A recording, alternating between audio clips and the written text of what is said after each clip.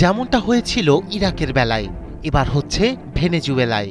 দেশটিকে দখল করতে এবার নিজেদের সবচেয়ে বড় পারমাণবিক শক্তিচালিত aircraft carrier USS Gerald Ford এবং এর সঙ্গে থাকা 5টি ডেস্ট্রয়ার পাঠাচ্ছে আমেরিকা। জেরাল্ড ফোর্ড 75টির বেশি যুদ্ধ বিমান এবং 5000 সৈন্য বহন করতে পারে। বিমান বাহিনী, রণতরী এবং যুদ্ধজাহাজ মোতায়েনকে ওই অঞ্চলে আমেরিকার সম্ভাব্য বড় কোনো সামরিক সংঘাতের প্রস্তুতি বলেই মনে করছেন বিশ্লেষকরা। ফলে দুই পক্ষের চলমান উত্তেজনা আরও তীব্র আকার ধারণ করেছে। অন্যদিকে চলমান উত্তেজনার মধ্যেই ক্যারিবিয়ান সাগরে কথিত এক মাদকবাহী নৌযানে হামলা করেছে মার্কিন সেনারা। এতে নিহত হয়েছেন সন্দেহভাজন 6 মাদক কারবারি।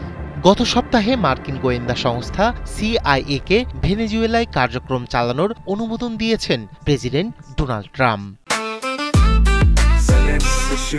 জেনেক্সে শিফট করো, লাইফকে লিফট করো। দেশটির ভিতরে শীঘ্রই সামরিক হামলা হতে পারে বলেও হুঁশিয়ারি করেন তিনি। এই উত্তেজনার মধ্যে এবার ল্যাটিন আমেরিকায় একটি বিমানবাহী রণতরী সহ সম্পূর্ণ স্ট্রাইক গ্রুপ মোতায়েনের সিদ্ধান্ত নিয়েছে আমেরিকা। শুক্রবার মার্কিন প্রতিরক্ষা দপ্তরের এক মুখপাত্র বিষয়টি নিশ্চিত করে জানান, প্রতিরক্ষামন্ত্রী পিট হেগসেথ ইউএসএস জেরাল্ড ফোর্ড এবং এর সঙ্গে থাকা 5টি ডেস্ট্রয়ার ল্যাটিন আমেরিকা অঞ্চলে পাঠানোর নির্দেশ দিয়েছেন। পেন্টাগনের মুখপাত্র শন পার্নেল এক সামাজিক মাধ্যমে পোস্টে বলেন, ইউএস সাউথকম এলাকায় এই অতিরিক্ত মার্কিন বাহিনীর উপস্থিতি অবৈধ কর্মকাণ্ড শনাক্ত, পর্যবেক্ষণ ও প্রতিরোধ করতে আমেরিকার সক্ষমতা বাড়াবে। বিশ্লেষকরা বলছেন, ল্যাটিন আমেরিকায় যুদ্ধজাহাজ মোতায়েন ভেনেজুয়েলা সরকার উৎখাতের সম্ভাব্য প্রচেষ্টার জল্পনা আরও জোরদার করেছে।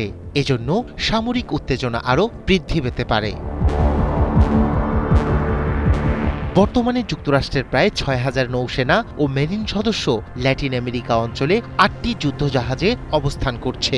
এবার এই বাহিনীতে যুক্ত হবে ইউএসএস জেরাল্ড ফোর্ড, আরও 5টি ডেস্ট্রয়ার এবং অতিরিক্ত 4500 সামরিক সদস্য। বিমান বাহিনী রণতরীটি বর্তমানে ভূমধ্য সাগরে অবস্থান করছে, তবে ল্যাটিন আমেরিকায় কবে পৌঁছাবে তা এখনও স্পষ্ট নয়। অন্যদিকে ক্যারিবিয়ান সাগরে কথিত এক মাদকবাহী নৌযানে হামলা চালিয়েছে আমেরিকান সামরিক বাহিনী। এতে সন্দেহভাজন 6 মাদক কারবারি নিহত হয়েছেন। ঘটনাটি প্রেসিডেন্ট ডোনাল্ড ট্রাম্পের সাম্প্রতিক আঞ্চলিক মাদক বিরোধী অভিযানের অংশ বলে নিশ্চিত করেছেন যুক্তরাষ্ট্রের প্রতিরক্ষামন্ত্রী পিট Hegseth. That's all that matters, hard power. It's the only thing belligerents actually respect. এদিকে এই ধারাবাহিক হামলা নিয়ে উদ্বেগ প্রকাশ করেছেন যুক্তরাষ্ট্রের কয়েকজন আইন বিশেষজ্ঞ ও ডেমোক্রেট দলীয় আইন প্রণেতা। অন্যদিকে ভেনেজুয়েলার প্রেসিডেন্ট নিকোলা মাদুরো অভিযোগ করেছেন, যুক্তরাষ্ট্র তাকে ক্ষমতাচ্যুত করার রাজনৈতিক ষড়যন্ত্র করছে। রায়হান কবির শুভ্র, 71। Vamos a evitar